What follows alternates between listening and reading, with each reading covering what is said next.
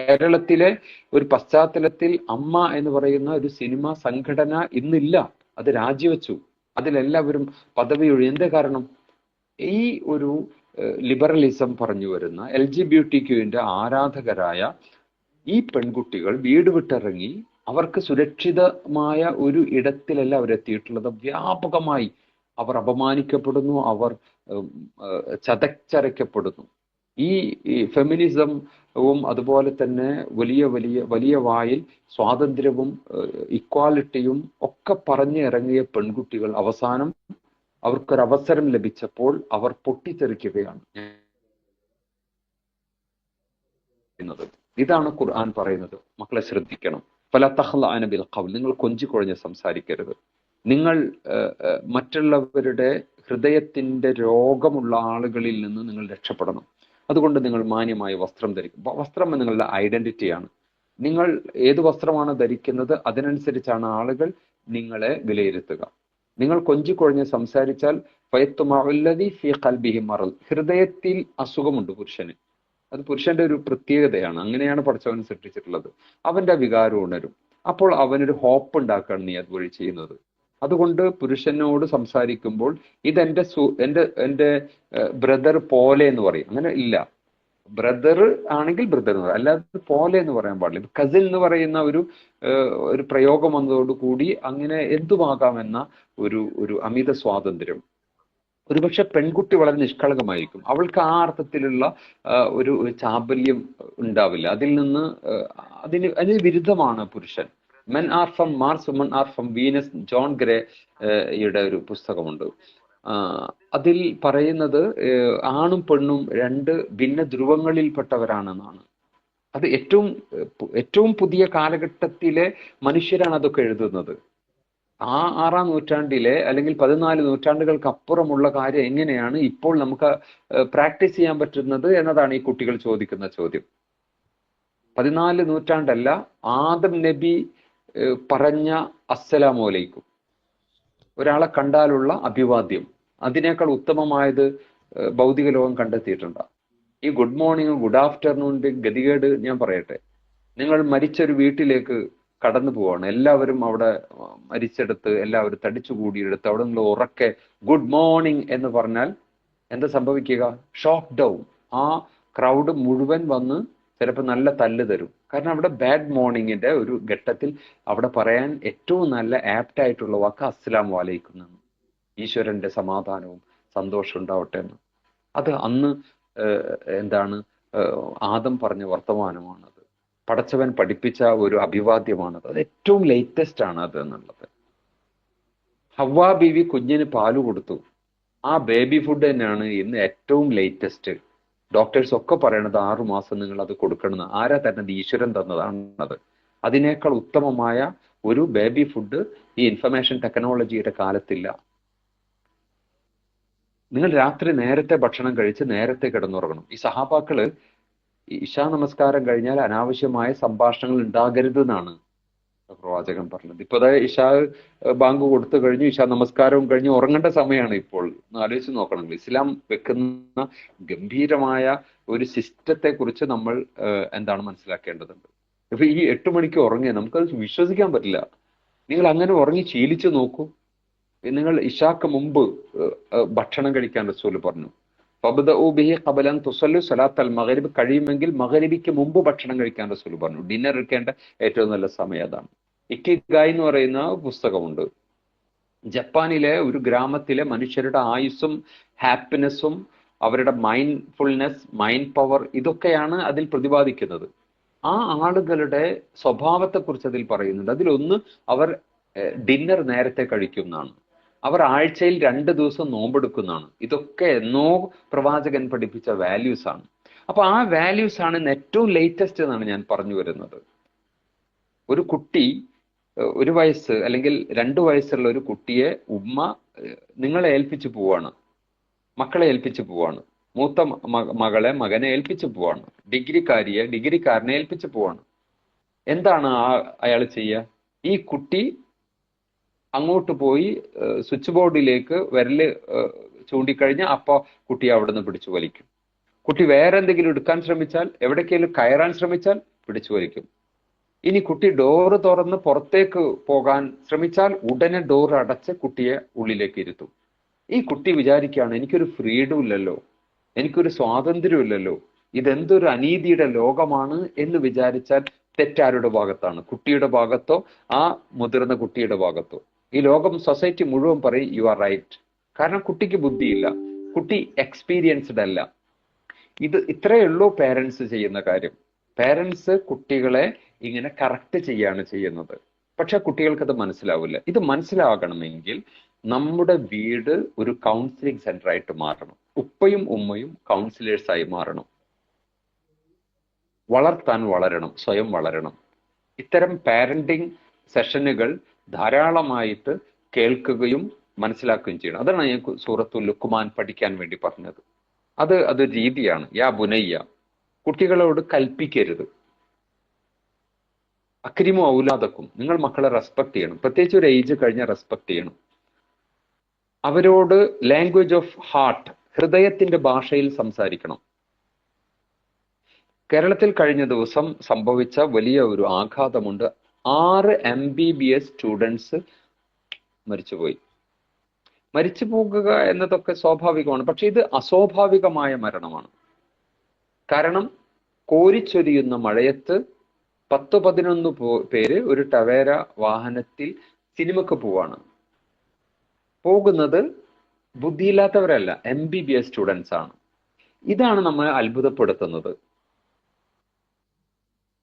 അവർ അത് അത് ഒരു പ്രൈവറ്റ് വാഹനമാണ്, അങ്ങനെ വാടകയ്ക്ക് വാങ്ങാനുള്ള ലൈസൻസ് ഇല്ലാത്ത വണ്ടിയാണ്. അങ്ങനെ ഒരുപാട് തെറ്റുകളാണ് അവർ ചെയ്യുന്നത്. ഇത് ഇന്നത്തെ തലമുറ അനുഭവിക്കുന്ന വലിയൊരു പ്രശ്നമാണ്. വാല്യൂസ് എന്നത് അവരുടെ ലൈഫിലില്ല. ധിക്കരിക്കുക എന്ന് പറഞ്ഞാൽ അവിടെ ഉപ്പയില്ല, ഉമ്മയില്ല. ഈ ലിബറലിസത്തിലുള്ള ഒരു വലിയ പ്രശ്നമാണത്. അവിടെ അവർക്ക് ആരുമായിട്ടൊരു കമ്മിറ്റ്മെന്റും ഇല്ല. My body my choice, my money my choice. നിങ്ങൾ ആര് കരഞ്ഞാലും വേണ്ടില്ല. ഒരു കുട്ടിയുടെ അക്കൗണ്ടിൽ ആ കുട്ടി സ്റ്റാറ്റസ്, ആ കുട്ടി ഇട്ടിരിക്കുന്ന സ്റ്റാറ്റസ് എന്താന്ന് വെച്ച് കഴിഞ്ഞാൽ റൈഡ് ഓർ ഡൈ എന്നാണ്. ബൈക്ക് എടുത്ത് പോവാണ് കുട്ടി. റൈഡില് ചിലപ്പോൾ മരിക്കും. ആസ്വാദനമാണല്ലോ. ഒരു തരം അതിവൈകാരികതയുടെ ഒരു ഘട്ടമാണ് അഡോളസൻസ് പീരീഡ് എന്ന് പറയുന്നത്. എന്തിനും അവർക്ക് ആ സമയത്ത് എന്തിനും അവർ തയ്യാറാക്കും. എല്ലാത്തിലും എക്സ്ട്രീമിലാണ്. ധാരാളം കുട്ടികളെ ഈ കഞ്ചാവ് അടിച്ചിട്ട് കൊണ്ടുവരാറുണ്ട്. അവർ ഇതൊക്കെ അടിച്ചിട്ടാണ് പോവുക. അപ്പൊ ഒരു കുട്ടി പറയുന്നത്, സാറേ ഇത് ഒരു പ്രശ്നമുള്ള കാര്യമില്ല എന്നാണ്. ഈ പുറത്ത് പഠിക്കുന്ന കുട്ടികളാണ് ധാരാളമായിട്ട് അവർക്ക് ഇതിനുള്ള അവസരം ലഭിക്കുന്നത്. LSDയും MDMAയും ഒക്കെ അവർക്ക് കിട്ടാനുള്ള സാധ്യത കൂടുതലാണ്. ഈ ചാവക്കാട് ഒരു പയ്യൻ, അവന് ഇതുപോലെ പുറത്ത് പഠിക്കുന്ന പയ്യനാണ്. കഴിഞ്ഞ ദിവസം പാരൻസ് കൊണ്ടുവന്നു. അവനൊരു മകനേ ഉള്ളൂ. എന്താ സംഭവിച്ചാൽ അവന് ഇവിടുന്ന് ബസ് കയറി പോവാണ്. കാരണം ബാംഗ്ലൂരോ മദ്രാസിലോ ഒക്കെയാണ് അവൻ പഠിക്കുന്നത്. ഹോസ്റ്റലിലാണ്. അപ്പൊ അവൻ ഇവിടുന്ന് ഉപ്പയാണ് വാഹനത്തിൽ കൊണ്ട് അവൻ ഇറക്കിയത്. ഏർലി മോർണിംഗിന് ഇറക്കി വിട്ടു. ഒരു 10-11 മണിയായപ്പോൾ പോലീസ് സ്റ്റേഷനിൽ നിന്ന്, ചാവക്കാട് സ്റ്റേഷനിൽ നിന്ന് ഒരു വിളിയാണ്, നിങ്ങളുടെ മകൻ ഇവിടെ ഉണ്ട്, നിങ്ങൾ വന്നിട്ട് ജാമ്യത്തിൽ കൊണ്ടുപോകണം. ഉപ്പ ഞെട്ടാണ്. അവൻ മദ്രാസിലേക്ക് പോയതല്ലേ പഠിക്കാൻ. നല്ല ഭംഗിയുള്ള ഒരു പയ്യനാണ്. കണ്ടാൽ നല്ല ഒരു ഗുഡ് ലുക്ക് ആണ്. മുടി കുറച്ച് കൂടുതലുണ്ടെന്ന് മാത്രം. ഈ പോലീസുകാർക്ക് ഈ ലക്ഷണങ്ങളൊക്കെ കണ്ട വേഗം മനസ്സിലാവും. അപ്പൊ ഇവൻ ഉപ്പയെ പറ്റിച്ചു, അവിടേക്കാണെന്ന് പറഞ്ഞിട്ട് ഇവിടെ വന്നു. ഇതിന്റെ കൈമാറ്റം നടത്തുന്ന ഈ ചെയിൻ ഉണ്ടല്ലോ, അപ്പോ അവിടെ സ്പോട്ടിൽ വന്ന് ഇവൻ സ്ഥിരമായിട്ട് ഇത് ചെയ്യാറുണ്ട് എന്നാണ് മോൻ പറഞ്ഞത്. അപ്പൊ ഈ ഉപ്പ എന്ത് ചെയ്യും? ആകെ അപമാനിതനായി പോയി ജാമ്യത്തിൽ തൽക്കാലം കൊണ്ടുവന്നു. അപ്പോ കയ്യോടെ പിടികൂടി. പിടിച്ച ഉടനെ ഒരടി കിട്ടിയെന്നാണ് പറഞ്ഞത് ആ പയ്യൻ. അപ്പൊ ഇങ്ങനൊക്കെ ഉള്ള പ്രശ്നങ്ങൾ. വേറൊരു കുട്ടി, ആ കുട്ടിയുടെ ഒരു അനുഭവം എന്താണെന്ന് വെച്ച് കഴിഞ്ഞാല്, അയാൾ ഡിഗ്രി ഹോസ്റ്റലിലാണ് പഠിക്കുന്നത്. മോളാണ്, ഡിഗ്രി ഫൈനൽ സ്റ്റുഡന്റ് ആണ്. അപ്പൊ അയാള് എന്താന്ന് വെച്ച് കഴിഞ്ഞാല് കൈ മുറിച്ചു. അതാണ് അയാൾ ചെയ്ത അപകടം. അപ്പൊ ഞാൻ ആ മോളോട് ചോദിച്ചു, മോളെ കൈ മുറിക്കുമ്പോൾ നിനക്ക് വേദനിച്ചില്ലേ എന്ന് ചോദിച്ചു. അപ്പൊ മോള് പറയുന്നത്, സാർ എനിക്ക് വേദനിച്ചില്ല, ഞാൻ എനിക്ക് എന്താ ഉണ്ടായെന്ന് അറിയില്ല എന്നാണ്. അപ്പൊ ഈ കുട്ടിക്ക് ഒരുപാട് മെന്റൽ എന്താണ് ഈ സ്ട്രെസ്സും പ്രശ്നങ്ങളൊക്കെ പല വിധത്തിലുള്ള പഠനവുമായി ബന്ധപ്പെട്ട ഇപ്പൊ ഈ കോഴ്സ് ഇതിന്റെ ഡ്രോപ്പ് ഔട്ട് റേറ്റ് കൂടിക്കൊണ്ടിരിക്കുകയാണ്. അപ്പൊ അങ്ങനെ ഉണ്ട്, ഏത് കോഴ്സ് ചെയ്യണം, ഒരു തരത്തിലുള്ള വലിയൊരു ക്രൈസിസ് നമ്മുടെ മക്കൾ അനുഭവിക്കുന്നുണ്ട്. കാരണം എല്ലാം അവർക്ക് ദി അതർ പാരന്റ് എന്ന് പറയുന്ന ഒരു പുസ്തകമുണ്ട്. അപ്പൊ അവർക്ക് ഇതിന് ഗൈഡ് കൊടുക്കുന്നത് മുഴുവൻ മിസ് ഇൻഫർമേഷൻ ആണ് അവർക്ക് കിട്ടുന്നത്, മിസ് ഗൈഡിങ് ആണ് അവർക്ക് ലഭിക്കുന്നത്. നീ എന്തിനാ കൊമേഴ്സ് എടുത്തത്? എന്റെ ഫ്രണ്ട് അത് എടുത്തു. നീ എന്തിനാണ് ഈ ബൈക്ക് വാങ്ങിച്ചത്? എന്റെ ഫ്രണ്ട് പറഞ്ഞു ഇത് വാങ്ങിക്കാൻ. എല്ലാം അവർക്ക് ഫ്രണ്ടാണ്. പേരൻസ് അവർക്ക് എൽഡേഴ്സ് ആയിട്ടൊന്നും അവർക്ക് ബന്ധമില്ല, അവര് പിയർ ഗ്രൂപ്പായിട്ടാണ് അവർ. അങ്ങനെ പല വിധത്തിൽ അപകടത്തിൽ അവർ പെട്ടുപോകുന്നുണ്ട് എന്നതാണ്. അപ്പൊ ഈ പയ്യനും ആ അർത്ഥത്തിൽ എന്താണ് പെട്ടുപോയതാണ്. അപ്പൊ ഈ ഒരു ഘട്ടത്തിൽ ഈ ഒരു പെൺകുട്ടി വീട്ടിലെ പലവിധ പ്രശ്നങ്ങൾ, ഇതൊക്കെ കാരണം ഈ കോഴ്സ് ചൂസ് ചെയ്തതിൽ അബദ്ധം സംഭവിച്ചു, ഇനി ഒരുപാട് പൈസ ചെലവാക്കി, എനിക്ക് അവിടെ എത്താൻ പറ്റിയില്ല, ഇങ്ങനെയൊക്കെയുള്ള പലവിധ പ്രശ്നങ്ങൾ, ഇതിലൊക്കെ ഒരു പ്രണയം വന്നു, അങ്ങനെയൊക്കെയുള്ള പല പ്രശ്നങ്ങൾ. അപ്പോ ഈ കുട്ടി പറയണത് വെച്ച് കഴിഞ്ഞാല്, ഞാന് സ്റ്റോറിൽ പോയി ബ്ലേഡ് വാങ്ങിച്ചത് എനിക്ക് ഓർമ്മ ഉണ്ട്. പിന്നെ അവള് റൂമിലേക്ക് വരുമ്പോൾ റൂമിൽ വേറെ റൂംമേറ്റ് ഉണ്ടായിരുന്നു, അവളെ പുറത്താക്കി എടുത്തത്, എന്നിട്ട് വാതിലടച്ചു. എന്നിട്ട് ഈ കുട്ടി പറയുന്നത്, ഞാനിങ്ങനെ കൈ ഇങ്ങനെ മുറിക്കുന്നത് ഞാൻ കാണുന്നുണ്ട്, ബ്ലഡ് ഇങ്ങനെ ഇറ്റി പോകുന്ന കാണുന്നുണ്ട്, എനിക്കൊന്നും ഫീൽ ചെയ്യില്ല. കുറച്ച് കഴിഞ്ഞപ്പോ വാതിലൊക്കെ ചവിട്ടിപ്പൊളിച്ച് പോർന്ന് അങ്ങനെ ഹോസ്പിറ്റലൈസ് ചെയ്തപ്പോഴാണ്, ഒരു യാന്ത്രികമായിട്ടാണ് ഞാൻ ഇതൊക്കെ ചെയ്തതെന്നാണ് കുട്ടി പറയുന്നത്. ഇതൊക്കെ music we hear, performance we watch, subconsciously influences, നമ്മളെ വല്ലാതെ സ്വാധീനിക്കുന്നുണ്ട്. അതുകൊണ്ടാണ് റസൂല് പറഞ്ഞത് നല്ലത് മാത്രം കാണുക, ഖൗലും മഅറൂഫ്, നല്ലത് മാത്രം പറയുക, ഫല്യൻദുർ മയ്ഹാലിൽ, ഓരോരുത്തരും തന്റെ ഫ്രണ്ട് ആരാണെന്ന് നന്നായി ആലോചിച്ചു കൊള്ളട്ടെ. അപ്പോ നമ്മുടെ വിദേശത്ത് പഠിക്കുന്ന കുട്ടികളുടെ ഫ്രണ്ട്സിനെ കുറിച്ച് നിങ്ങൾക്ക് നല്ലൊരു ധാരണ ഉണ്ടാകണം. ഒരു കാര്യം സത്യമാണ്, ആശങ്കിച്ചതുകൊണ്ട് പ്രശ്നം പരിഹരിക്കില്ല. ആശങ്കയല്ല പരിഹാരം, പ്രാർത്ഥനയാണ് പരിഹാരം. ആദം അലൈഹിസ്സലാത്തു വസ്സലാമയുടെ ഒരു മകൻ കൊലയാളിയായിരുന്നു, കാബിൽ എന്നാണ് അയാളുടെ പേര്. വാപ്പ ആദമാണ്. നൂഹ് അലൈഹിസ്സലാത്തു വസ്സലാമയുടെ ഒരു മകൻ കാഫിറായിട്ടാണ് ചത്തുപോയത്, ഉപ്പ പ്രവാചകനാണ്. യൂസുഫ് അലൈഹിസ്സലാത്തു വസ്സലാമയെ കൊല്ലാൻ ശ്രമിച്ചത് ബ്രദേഴ്സ് 9 പേരും ചേർന്നാണ്. ഈ ബ്രദേഴ്സിന്റെ ഉപ്പാടെ പേര് യക്കൂബ് നബി അലൈഹിസ്സലാം എന്നാണ്. എന്ത് മനസ്സിലാവുന്നു? ഉപ്പ പ്രവാചകനായിട്ടൊന്നും കാര്യമില്ല, പടച്ചവൻ വിചാരിക്കണം. ഇന്നക ലാ തഹ്ദീ മൻ അഹ്ബബ്ത വലാകിൻ അല്ലാഹു യഹ്ദീ മൻ യശാ. ഇതൊക്കെ ഒരു ഭയങ്കര ലക്കാണ്. അപ്പോ ഈ ഗർഭാശയത്തിൽ വെച്ച് തന്നെ കുട്ടിയുടെ ഇയേഴ്സ് ഓപ്പൺ ആവുത്രേ. പ്രസവിച്ചാൽ പോലും കണ്ണ് തുറക്കില്ല, പക്ഷെ കാത് കേൾക്കുന്നതാണ്. അതുകൊണ്ടാണ് ഗർഭിണികൾ ഖുർആൻ ഓതണം, ഉറക്ക ഓതണം എന്നൊക്കെ പറയുന്നത്.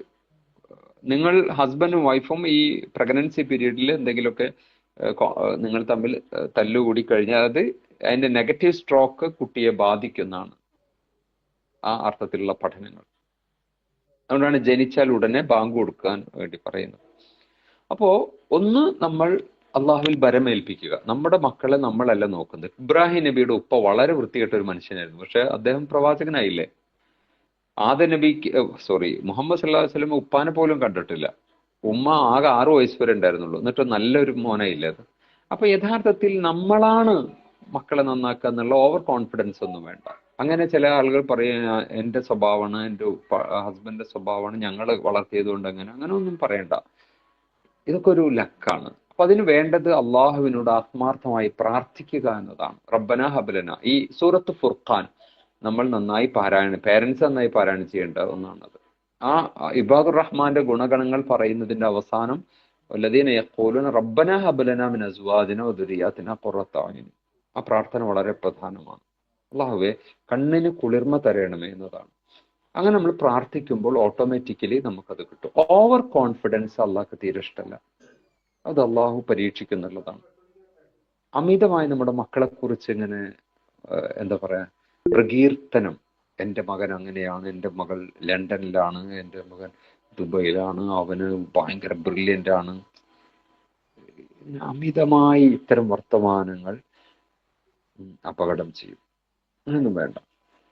അള്ളാഹുവിൻ്റെ വിധി അനുസരിച്ച് അവൻ്റെ കാരുണ്യത്തിൽ ഇപ്പോൾ വലിയ കുഴപ്പമില്ലാണ്ട് മോൻ പോകുന്നുണ്ട്. അങ്ങനെ നമ്മുടെ ഗ്രൂപ്പുകളിൽ ഇപ്പോൾ അവന് ഫുൾ മാർക്ക് വാങ്ങിച്ചു, റാങ്ക് ലഭിച്ചു. അതൊക്കെ ഒരു മിതമായ ഭാഷയിൽ വേണം നമ്മൾ സെലിബ്രേറ്റ് ചെയ്യാൻ. നന്ദി പറഞ്ഞ് നമ്മൾ അതിന് സെലിബ്രേറ്റ് ചെയ്യണം. മക്കളെ പഠിപ്പിക്കേണ്ട വളരെ പ്രധാനപ്പെട്ട ഒരു കാര്യമാണ് ഈ ഗ്രാറ്റിറ്റ്യൂഡ് എന്ന് പറയുന്നത്. നമ്മൾ മക്കളെ പഠിപ്പിക്കണം. മക്കളെ നന്ദി വേണം പാരൻസിനോട്, നമ്മളെ പഠിപ്പിച്ചവരോട്, ഗുരുവര്യന്മാരോട്, പഠിച്ചവനോട് ഒക്കെ ഒരു നന്ദി എന്നത് വളരെ പ്രധാനപ്പെട്ട കാര്യമാണ്. രണ്ടാമത്തെ ഒരു കാര്യം മക്കളെ പഠിപ്പിക്കേണ്ടത് no shortcut in life എന്നാണ്. ജീവിതം മക്കളെ എളുപ്പമൊന്നുമില്ല, എല്ലാവരും കഷ്ടപ്പെട്ട്. Every successful person has a painful story. കഷ്ടപ്പാടില്ലാതെ ആർക്കും ഈസി വേ ഇല്ല. ഇത് no shortcut in life എന്നുള്ളത് മക്കളെ പഠിപ്പിക്കേണ്ട വളരെ പ്രധാനപ്പെട്ട കാര്യമാണ്. അവര് പ്രശ്നങ്ങൾ ഉണ്ടാകുമ്പോൾ അവരെ സാന്ത്വനിപ്പിക്കുക. മാർക്ക് കുറയാം, A+ ലഭിക്കാതിരിക്കാം, അതിനുപോലെ അവരെ ശാസിക്കാൻ പാടില്ല. വളരെ പ്രതീക്ഷ വേണം. നിങ്ങൾ യൂസുഫിനെ കൊല്ലാൻ ശ്രമിക്കുന്നു, മക്കൾ പിടിക്കപ്പെടുന്നു. അഥവാ യാക്കൂബ് നബിക്ക് അള്ളാഹു ഇതൊക്കെ പറഞ്ഞു കൊടുക്കുന്നുണ്ട്. അപ്പൊ യാക്കൂബ് നബിക്ക് അറിയാം ഈ പിള്ളേര് ആണ് പറ്റിച്ചതാണ്, എൻ്റെ പ്രിയപ്പെട്ട മകനെ അവർ കൊന്നുകളഞ്ഞു അല്ലെങ്കിൽ ഉപേക്ഷിച്ചു. ഇതൊക്കെ കൃത്യമായി അള്ളാഹു കമ്മ്യൂണിക്കേറ്റ് ചെയ്യുന്നുണ്ട്. എന്നിട്ടും യാക്കൂബ് മക്കളോടെടുത്ത സമീപനം, ഇത് നമ്മൾ പഠിക്കേണ്ട വളരെ പ്രധാനപ്പെട്ട ഒരു കാര്യമാണ്. I accept as you are. ഇങ്ങനെ ഈ യുണീക്നെസ് എന്ന് പറയുന്നത് വളരെ പ്രധാനം. ഓരോ കുട്ടിയും ഡിഫറെൻ്റ് ആണ്. നമ്മുടെ 5 മക്കൾ ഒരുപോലെയല്ല. ആ യുണീക്നെസ് നമ്മൾ അംഗീകരിക്കണം. കമ്പാരിസൺ അപകടമാണ്. ഒരിക്കലും കമ്പയർ ചെയ്യാൻ പാടില്ല. അപ്പൊ യാക്കൂബ് അലൈഹി സ്വലാത്തു വസ്സലാം ഈ കുട്ടികൾ വലിയ പിള്ളേരായി. എന്നിട്ട് യൂസുഫ്, അപ്പോ അള്ളാഹുവിന്റെ അത്ഭുതമാണ്. യൂസുഫൊക്കെ മക്കൾക്ക് പഠിപ്പിക്കേണ്ട അധ്യായമാണ് കേട്ടോ ഖുർആനിലെ സൂറത്ത് യൂസുഫ്. കാരണം നിങ്ങൾ ആരൊക്കെ ഇല്ലാതാക്കാൻ ശ്രമിച്ചാലും പടച്ചവൻ ഒരാളുണ്ട്, അവൻ അത്ഭുതകരമായി നിങ്ങൾക്ക് ഒരവസരം തരും എന്നുള്ളതാണ്. അപ്പോൾ ഈ സിറിയയിലൊക്കെ നിങ്ങൾ കാണുന്നുണ്ടല്ലോ, ബഷാർ അസദ്, ബ്രിട്ടന്റെയും റഷ്യയുടെയും ഇസ്രയേലിന്റെ ഒക്കെ സപ്പോർട്ടിലായിരുന്നു അയാള്. ഈ വൃത്തികേടുകൾ, ഈ കൊലപാതകം 5 ലക്ഷത്തോളം മനുഷ്യരെ കൊന്നു എന്നാണ് അയാളെ കുറിച്ച് പറയുന്നത്. അയാൾ ഓടിപ്പോയില്ലേ? ബംഗ്ലാദേശിലെ ഷെയ്ഖ് ഹസീന അവിടെ ഇല്ലല്ലോ. അപ്പം പടച്ചവൻ എന്ന് പറയുന്ന അയഹ്സബു അല്ലം യറഹു അഹദ്. ഇതൊക്കെ മക്കളെ പഠിപ്പിക്കണം. ആരും ഇത് കാണുന്നില്ല എന്ന് വിചാരിക്കുന്നുണ്ടോ? പരലോകത്തെക്കുറിച്ച് ഇടയ്ക്കിടെ മക്കളോട് പറയണം. മരണാനന്തര ജീവിതത്തെക്കുറിച്ച് പറയലല്ല, വീട്ടിൽ ആ ഒരു ചർച്ച ഉണ്ടാകണം. അങ്ങനെ ഒരു വീട്ടകം, home is the first school. വീടാണ് അതിന്റെ കേന്ദ്രം. ഈ തുർക്കി ഉണ്ടല്ലോ, തുർക്കിയിലെ അത്താതുർക്ക് വന്ന് കമാൽ പാഷ അവിടുത്തെ ബാങ്ക് നിരോധിച്ചു, അറബി ഭാഷ നിരോധിച്ചു. അങ്ങനെ എല്ലാ അർത്ഥത്തിലും സെക്യുലർ ഒരു രാജ്യമാക്കി ഇതിനെ മാറ്റി. പിന്നീട് തുർക്കി ഇസ്ലാമിന് അനുകൂലമായ ഒരു സാഹചര്യം വരുമ്പോഴേക്ക് ഇസ്ലാം വളരെ സ്പീഡിൽ തിരിച്ചു വന്നു. ഇതെങ്ങനെ എന്ന ചോദ്യമുണ്ട്. ആ ചോദ്യത്തിന് ഈ ചരിത്രകാരന്മാർ നൽകിയ വിശദീകരണം എന്താന്ന് ചോദിച്ചാൽ, സ്കൂളുകളിൽ നിന്നും മദ്രസകളിൽ നിന്നും ഒക്കെ ഇസ്ലാമിനെ തുടച്ചു നീക്കിയെങ്കിലും വീട്ടകങ്ങളിൽ നിന്ന് തുടച്ചു നീക്കാൻ ഗവൺമെന്റിന് സാധിച്ചിരുന്നില്ല എന്നാണ്. ഉമ്മമാർ അവർ ഓതിക്കൊടുത്ത പടച്ചവനെ കുറിച്ചുള്ള വർത്തമാനങ്ങൾ, പരലോകത്തെ കുറിച്ചുള്ള വർത്തമാനങ്ങൾ, മുഹമ്മദ് സല്ലല്ലാഹു അലൈഹി വസല്ലമയെ കുറിച്ചുള്ള മനോഹരമായ മോട്ടിവേഷൻ, അങ്ങനെ വലിയ വലിയ ഇമേജുകൾ ഈ ഉമ്മമാരിങ്ങനെ പകർന്നു കൊടുത്തു എന്നുള്ളതാണ്. അതുകൊണ്ടാണ് പെട്ടെന്ന് അവർ തിരിച്ചു വന്നത്. 2 സംഭവങ്ങൾ. ഒന്ന് വൈക്കം മുഹമ്മദ് ബഷീറിന്റെ സംഭവമാണ്. അദ്ദേഹമൊക്കെ ഇസ്ലാമിന്, അദ്ദേഹത്തിന്റെ പുസ്തകങ്ങളൊക്കെ വായിച്ചു നോക്കൂ നിങ്ങൾ, അദ്ദേഹത്തിന്റെ കഥകളൊക്കെ, അതിലൊക്കെ ഇസ്ലാം ഇങ്ങനെ അദ്ദേഹം ഇങ്ങനെ ഇടയ്ക്കിടെ ഇസ്ലാം ഒളിച്ചു കടത്തുന്നത് കാണാൻ സാധിക്കും. ഇസ്ലാമിനെ അദ്ദേഹത്തിന്റെ ഉള്ളിൽ ഇങ്ങനെ ഇസ്ലാം ഇങ്ങനെ തികട്ടി വരുന്നത് കാണാൻ സാധിക്കും. പലപ്പോഴും അദ്ദേഹത്തിന്റെ സംഭാഷണത്തിൽ, അദ്ദേഹത്തിന്റെ എഴുത്തുകളിൽ ഞാൻ ആ ഒരു കണ്ണോടുകൂടി അത് വായിച്ചപ്പോൾ അദ്ദേഹത്തോട് വല്ലാത്ത ഇഷ്ടം തോന്നി എനിക്ക്. കാരണം സാഹിത്യ രംഗത്ത് മുസ്ലിങ്ങൾ ഒരിക്കലും ഇല്ലാത്ത ഒരു ഘട്ടത്തിലാണ്, ഒരു ട്രഡീഷനും ഇല്ലാതെ ഈ മനുഷ്യൻ കയറി വരുന്നത്. വെളിച്ചത്തിനുമേൽ വെളിച്ചം, അള്ളാഹു നൂറു സമാവാതു വൽ അർള്, നൂറുൻ അലാ നൂർ, ഈ ഭാഷയാണ് വെളിച്ചത്തിനുമേൽ വെളിച്ചം എന്ന് പറയുന്നത്. ഖുറാനിലെ പല അധ്യായങ്ങളെ കുറിച്ച് അദ്ദേഹത്തിന്റെ എഴുത്തുകളിൽ ഞാൻ വായിക്കുകയുണ്ടായി. അതിന്റെ കാരണം അയാളുടെ ഉമ്മയായിരുന്നു എന്നാണ്. ഉമ്മ എന്ന് പറയുന്നത് ഗംഭീര സംഭവമായിരുന്നു. അദ്ദേഹം നാട് വിട്ടിട്ട് ഒരു ദിവസം രാത്രി, അർദ്ധരാത്രി 1 മണിക്ക് അദ്ദേഹം റെയിൽവേ സ്റ്റേഷനിൽ ഇറങ്ങിയിട്ട് ഇങ്ങനെ പാത്തും പതുങ്ങിയും വരികയാണ്. ഉപ്പമാരെ എല്ലാ കാലത്തും പേടിയായിരുന്നല്ലോ. ഈ ആൽഫ ജനറേഷനിലെ ഒരു വലിയൊരു സംഭവം, ഉപ്പമാരെ ഒരു വിലയില്ല എന്നുള്ള മക്കൾക്ക്. അതൊരു ഭയങ്കര ഒരു അത്ഭുതമുള്ള കാര്യമാണ്. ഞാൻ അതിനെക്കുറിച്ച് ഒരു ഗവേഷണം നടത്തുന്നുണ്ട്. എന്തുകൊണ്ടാണ്? എനിക്കൊക്കെ എൻ്റെ ഉപ്പാനെ ഭയങ്കര പേടിയാണ്. ഉപ്പ 2ാം ക്ലാസ് വിദ്യാഭ്യാസമുള്ളൂ, പക്ഷെ ഭയങ്കര പേടിയും ഭയങ്കര ആദരവും ഭയങ്കര സംഭവമാണ്. ഈ ഹജ്ജിന്റെ സീസണില് ഈ മിനയിൽ വെച്ച് എന്താണ് അള്ളാഹു പറയുന്നുണ്ട്, കല്ലിക്കിരിക്കും ആബാക്കും അവശദ്ദ ദിക്ര, നിങ്ങൾ നിങ്ങളുടെ ഉപ്പമാരെ ഓർമ്മിക്കുന്നത് പോലെ, അല്ലെങ്കിൽ അതിനേക്കാൾ അള്ളാഹുവിനെ കൂടി ഒന്ന് സ്മരിക്കാൻ. കാരണം ഇവര് അറഫ കഴിഞ്ഞു, ഹജ്ജ് കഴിഞ്ഞാൽ പിന്നെ ഈ അറബികളുടെ ഒരു സ്വഭാവമാണ്, അവരുടെ പ്രപിതാക്കൾ, അവരുടെ വീരകഥകൾ, അവരുടെ ഉപ്പമാരെ കുറിച്ചൊക്കെ ഇങ്ങനെ മധുവൊക്കെ പറയുന്നത്. എൻ്റെ വാപ്പ അതായിരുന്നു, എൻ്റെ വല്യപ്പ ഇങ്ങനെ ആയിരുന്നു. അപ്പൊ നിങ്ങൾ അള്ളാഹിനെ കുറിച്ചും ഇത് ഓർക്കും എന്നാണ് അള്ളാഹു പറയുന്നത്. പക്ഷെ നമ്മളൊക്കെ നമ്മളെ ഉപ്പാരെ കുറിച്ച്, വല്യപ്പാരെ കുറിച്ചൊക്കെ നമ്മൾ പറയില്ല. പക്ഷെ ഇന്നത്തെ പിള്ളേരുണ്ടല്ലോ, ആ പിള്ളേർക്ക് ഉപ്പ എന്ന് പറഞ്ഞാൽ ഒരു വിലയില്ല എന്നുള്ളത് ഒരു ഭയങ്കര അത്ഭുതമുള്ള ഒരു കാര്യമാണ്. ഉപ്പ എന്ന് പറയുന്നത് അവർക്കൊരു സംഭവമേ അല്ല. ഇതൊക്കെ നമ്മൾ പുതിയ കാലഘട്ടത്തിൽ സംഭവിച്ചിട്ടുള്ള ഒരു വലിയൊരു പ്രശ്നമാണത്. എന്തുകൊണ്ടാണ് അത് എന്നുള്ള ഒരു ഉത്തരം ഞാൻ കണ്ടെത്തിയതെന്ന് അറിയോ?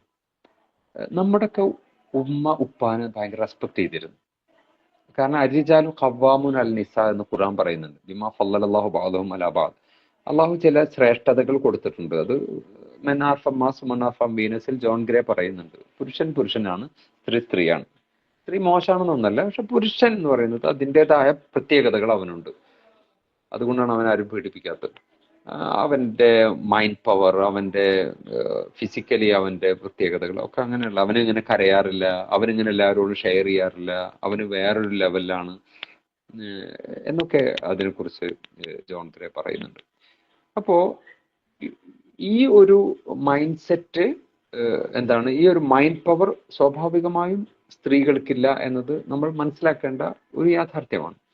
അപ്പോ ഉപ്പാനെ ഉമ്മ ഭയങ്കര ബഹുമാനിക്കുക. ഒന്നാമത് വീട്ടിലേക്ക് വരുന്ന ഭക്ഷണം തരുന്ന ആള്, വീട് മെയിൻറ്റെയിൻ ചെയ്ത് തരുന്ന ആള്, അപ്പൊ ഞങ്ങളെ നോക്കുന്ന ഒരാള്, ആ ഒരു സംരക്ഷകൻ. പരിജാലു ഖവ്വാമുൻ അൽ നിസ എന്ന് പറഞ്ഞ സ്ത്രീകളെ ഭരിക്കുന്ന ആള് എന്നല്ല കേട്ടോ അതിനർത്ഥം.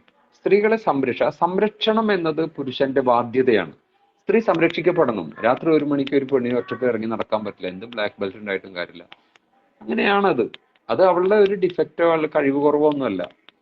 അതങ്ങനെയാണ്, പ്രകൃതി അങ്ങനെയാണ്. അപ്രകൃതം തെറ്റൊന്നല്ല. ഞാനൊരു സ്ത്രൈണ ശബ്ദത്തിൽ നിങ്ങളോട് സംസാരിച്ചാൽ അത് ബോറിംഗ് ആണത്.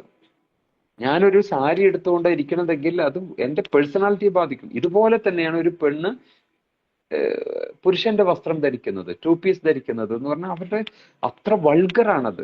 അവൾ ഒരു പുരുഷനെ പോലെ സംസാരിക്കുകയും പുരുഷൻ പോലെ നടക്കുകയും പുരുഷനെ പോലെ ആവുകയും ചെയ്താൽ അവൾ കമ്മലിട്ട പുരുഷനാണ്. താടി വെച്ച പെണ്ണുങ്ങൾ ധാരാളം ഉണ്ട്. ഞാൻ പെൺകുട്ടികളോട് പറയും, നിങ്ങൾ കല്യാണം കഴിക്കുമ്പോൾ താടി വെച്ച പെണ്ണുങ്ങളെ കെട്ടരുതെന്ന്. അതൊരു വലിയൊരു പ്രശ്നം. അത് ഈ പ്രണയത്തിൽ സംഭവിക്കുന്ന ഒരു പ്രശ്നം, 10ാം ക്ലാസ്സിൽ പഠിക്കുന്ന പെൺകുട്ടികൾ ഒരു ചോക്ലേറ്റ് ബോയിനെയാണ്, അവന്റെ മുടി കണ്ടില്ലേ, അവന്റെ ബൈക്ക് കണ്ടില്ലേ, ഇതായിരിക്കും അവൾക്ക് ആകർഷണമായി തോന്നുക. അവൾ ഡിഗ്രി സ്റ്റുഡന്റ് ആകുമ്പോഴേക്കും അവളുടെ മെന്റൽ ഏജ് വളരും. അപ്പോൾ അവൾക്ക് തോന്നും ഒരു ഹസ്ബൻഡ് ആകണമെങ്കിൽ മുടി ഉണ്ടായിട്ട് കാര്യമില്ല, കുറച്ചുകൂടി ക്വാളിറ്റി ഉണ്ടാകണം, സംസ്കാരം ഉണ്ടാകണം. PG കഴിയുമ്പോഴേക്കും അവൾക്ക് മനസ്സിലാവും പൈസ ഇല്ലെങ്കിൽ ജീവിക്കാൻ പറ്റില്ല, അതുകൊണ്ട് പണം ഉണ്ടാവണം. അങ്ങനെയൊക്കെ ചിന്തിക്കും. ഇപ്പോഴത്തെ കുട്ടികളുടെ ഒരു പ്രശ്നം, അവർക്ക് ഫിനാൻഷ്യൽ ഡിസിപ്ലിൻ ഇല്ല എന്നതാണ്. ആൺകുട്ടികൾക്ക് അങ്ങനെ ഉള്ള പല വിഷയങ്ങൾ, ആ വിഷയത്തിലേക്ക് ഞാൻ ഇപ്പോൾ പ്രവേശിക്കുന്നില്ല. ഇൻഷാ അല്ലാഹ് ഞാൻ അവസാനിപ്പിക്കുകയാണ്. ഇനിയും നിങ്ങൾക്ക് വരുന്ന ആളുകളുടെ ക്ലാസ്സുകൾ ഉണ്ടായിരിക്കും. അപ്പോ വൈക്കം ഞാൻ പറഞ്ഞു വരുന്നത്, ഈ അർത്ഥത്തിൽ ഉമ്മമാർ ഉപ്പമാരെ കുറിച്ച് ഭയങ്കര മധു പറയും. ഗൾഫിലുള്ള ഉപ്പയെ കുറിച്ച് ഉമ്മമാര് മക്കൾക്ക് പറഞ്ഞു കൊടുക്കും, ഉപ്പ അങ്ങനെയാണ് ഇങ്ങനെയാണ്, ഉപ്പ വരുമ്പോ ഭയങ്കര റെസ്പെക്ട് ഉണ്ട്. ഇന്ന് അങ്ങനെയല്ല. ഇന്ന് ഭാര്യക്ക് തന്നെ ഭർത്താവിനോട് ആ റെസ്പെക്ട് കൊടുക്കാൻ അവർക്ക് പറ്റണില്ല. അതൊരു എടപൊട സ്റ്റൈല്, ഒരു ഓവർ ഫ്രണ്ട്ഷിപ്പും സൗഹൃദമൊക്കെ ആവാം. പക്ഷെ ഹസ്ബൻഡ് ഈസ് ഹസ്ബൻഡ്. ആ ഒരു റെസ്പെക്ട് കുട്ടികൾ കാണുന്നില്ല. സ്വാഭാവികമായും കുട്ടികൾക്ക് അങ്ങനെ ഒരു തരം വിലക്കുറവ് ഉണ്ടായിട്ടുണ്ട്. ഇതെന്റെ ഒരു കണ്ടെത്തലാണ്. അല്ലാഹു അലം.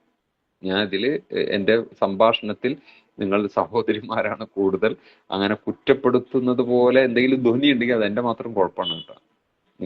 ഞാൻ പറയുന്ന സെൻസ് നിങ്ങൾ ആ അർത്ഥത്തിൽ ആക്സെപ്റ്റ് ചെയ്യും എന്ന് വിചാരിക്കുന്നു. നിങ്ങൾ ഏറ്റവും നല്ല പുരുഷൻ ഏറ്റവും മാന്യമായ സ്ത്രീകളോട് പെരുമാറുന്നവരാണ് എന്ന് റസൂല് പറഞ്ഞ് നിർത്തില്ല. ഞാൻ അങ്ങനെയാണെന്ന് പ്രവാചകൻ പറയുന്നത്. റസൂലും ആയിഷയും ഓടുന്നുണ്ട് ഒരുമിച്ച്. പ്രവാചകൻ ഒതു എടുത്തിട്ട് ആയിഷന് ഉമ്മ വെക്കാണ്. ഭയങ്കര സംഭവമാണുള്ളത്. ഒതു എടുത്തതിന് ശേഷം ആയിഷയ്ക്ക് ചുംബനം കൊടുത്താണ് നബി നിസ്കരിച്ചിരുന്നത്. ഇമാം ഹനഫി മദ്ഹബിൽ ഭാര്യയും ഭർത്താവും തൊട്ട ഒതുമുറിയില്ല. അവർ ത്വാഫ് ചെയ്യുമ്പോൾ ഹസ്ബൻഡ് വൈഫൊക്കെ മക്കയിൽ പോയി കഴിഞ്ഞാൽ കൈ പിടിച്ചിട്ടാണല്ലോ പോവുക. അതിന്റെ കാരണം എന്താണെന്ന് വെച്ച് കഴിഞ്ഞാൽ ഇതാണ് അതിനുള്ള ആധാരം. അപ്പൊ പ്രവാചകൻ എന്തിനാണ് ഒതു എടുത്തിട്ട് ഉമ്മ വെക്കണം എന്ന് പറഞ്ഞാൽ അത്രയധികം പ്രവാചകൻ ഇത് ചെയ്തിരുന്നു. ഈ ഓക്സിറ്റോസിൻ എന്ന് പറയുന്ന ഒരു സ്നേഹ ഹോർമോൺ ഉണ്ട്. ഈ ഹോർമോൺ പരസ്പരം ചുംബിക്കുമ്പോൾ കിനിഞ്ഞു വരുന്നതാണ്, പരസ്പരം ഹഗ് ചെയ്യുമ്പോൾ അങ്ങനെ വരുന്നതാണ്. അപ്പൊ ഈ വീട് എന്ന് പറയുന്നത് ഒരു ആനന്ദത്തിന്റെ കേന്ദ്രമാണ് ശരിക്കും. ഇതിനൊക്കെ മാർക്കറ്റ് ചെയ്യാണ്, അല്ലെങ്കിൽ ഇതിനെ ഇടിച്ച് താഴ്ത്തി ഇതൊക്കെ മാർക്കറ്റിൽ സുലഭമാണെന്ന് പറയാണ് ലിബറലിസം ചെയ്യുന്നത്. നിങ്ങൾക്ക് കുട്ടികളെ വീട്ടിൽ വളർത്തണ്ട, 6 മാസമുള്ള കുട്ടിയെ നിങ്ങൾ പുറത്താക്കിയിട്ട് നിങ്ങൾ ഡേ കെയറിൽ കൊണ്ടിടൂ. അതിന്റെ ഒരുപാട് നിങ്ങൾക്കറിയില്ലേ? ഒരു ചെറിയ 1.5 വയസ്സുള്ള കുട്ടിയുടെ ജനനേന്ദ്രിയത്തിൽ മുറിവുപ്പെടുത്തി. എന്താ കാരണം? മൂത്രമൊഴിച്ചു എന്നാണ് ബെഡില്. ഇങ്ങനെ കാരുണ്യമില്ലാത്ത ഒരു ലോകത്താണ് നമ്മൾ ജീവിച്ചുകൊണ്ടിരിക്കുന്നത്. ഡേ കെയർ അല്ല കുട്ടികൾ വളരേണ്ടത്, ഉമ്മയുടെ മടിത്തട്ടിലാണ്. ഒഫിസാലുഹു ഫി ആമൈൻ, 2 വർഷം പാല് കൊടുക്കണം എന്നുള്ളത് ഖുർആന്റെ കൽപ്പനയാണ്. ടൈം ആയിട്ടുണ്ട്. ഓക്കെ, ആ ടൈം കഴിഞ്ഞിട്ടുണ്ടല്ലേ, സോറി ട്ടാ. അപ്പൊ ഈ അർത്ഥത്തിൽ ഈ ഒരു ഉദാഹരണം കൂടി പറഞ്ഞ് അവസാനിപ്പിക്കാം. വൈക്കം മുഹമ്മദ് ബഷീറിന്റെ കഥയിൽ അദ്ദേഹം രാത്രി 1 മണിക്ക് വരുന്നു. അദ്ദേഹം വാതിൽ മുട്ടുന്നു. ഉപ്പയോട് ഭയങ്കര പേടിയാണ്. അപ്പൊ ഉമ്മ വാതിൽ തുറന്നു കൊടുക്കുന്നു. സാധാരണ ഉമ്മമാരെ കെട്ടിപ്പിടിച്ച് കരയല്ലേ ചെയ്യുക. ഇതൊന്നും ഒരു വ്യത്യാസം ഇല്ലാതെ മോനെ കൈ കഴുകിയിട്ട് അവിടെ നിന്ന് പോയി ഭക്ഷണം കഴിച്ചോളം പറയുന്നു. അപ്പൊ ചോദിക്കണം, ഉമ്മ ഞാൻ വരുന്നു, ഉമ്മക്ക് അറിയായിരുന്നു? അറിയില്ലായിരുന്നു, പക്ഷെ എല്ലാ ദിവസവും ഞാൻ നിനക്ക് വേണ്ടി ഭക്ഷണം വിളമ്പി കാത്തിരിക്കാറുണ്ടായിരുന്നു. ഇതാണ് ഉമ്മയുടെ കാരുണ്യം. ഈ കാരുണ്യത്തിന്റെ കേന്ദ്രമാണ്, ഈ കാരുണ്യത്തിന്റെയും സർവീസിന്റെയും കേന്ദ്രമാണ് പുതിയ കാലഘട്ടത്തിൽ ഇല്ലാതായിക്കൊണ്ടിരിക്കുന്നത്. ഉപ്പയെയും ഉമ്മയെയും ഓൾഡ് ഏജ് ഹോമിലാക്കുക, ഭാര്യയും ഭർത്താവും ആ അർത്ഥത്തിലുള്ള ഒരു ഇന്റിമസിയും വേണ്ട എന്ന ഒരു വലിയ അപകടകരമായ ഒരു സാഹചര്യത്തിൽ ഈ ഒരു സ്നേഹവും സൗഹൃദവും വീട്ടകത്ത് കാണുമ്പോഴാണ് മക്കൾക്ക് വിവാഹം കഴിക്കണമെന്നും ഭർത്താവിനോട് ഇങ്ങനെ പെരുമാറണമെന്നൊക്കെയുള്ള ഒരു നല്ല ഒരു ഭാവം ഉണ്ടാവുക. അതുകൊണ്ട് വീട്ടകത്ത് home is the first school. വീട്ടിൽ മാതൃകയാവുക എന്നതാണ് പ്രധാനപ്പെട്ട കാര്യം. മറ്റൊരു കാര്യം ആത്മാർത്ഥമായി അള്ളാഹുവിനോട് പ്രാർത്ഥിക്കുക എന്നതാണ്. മൂന്നാമത്തെ കാര്യം അള്ളാഹുവിൽ പരമേൽപ്പിക്കുക, തവക്കൽതു അലല്ലാഹ്, എല്ലാം റബ്ബ് വിചാരിച്ചതുപോലെ വരും. 4മത്തെ കാര്യം ആക്സെപ്റ്റ് ചെയ്യുക, എന്ത് സംഭവിച്ചാലും അതിൽ മോഹാലസ്യപ്പെടുകയോ അസ്വാസ്ഥ്യപ്പെടുകയോ ചെയ്യാതെ അതിനെ 100% ആക്സെപ്റ്റ് ചെയ്യാൻ പഠിക്കുക. എല്ലാത്തിനും അപ്പുറം നാളെ പരലോകത്ത് അള്ളാഹു സ്വർഗം തരും. ആ ഒരു സർവീസ് മൈൻഡോട് കൂടി നമ്മുടെ മക്കളെ നമ്മൾ സമീപിക്കാൻ ശ്രമിക്കുക.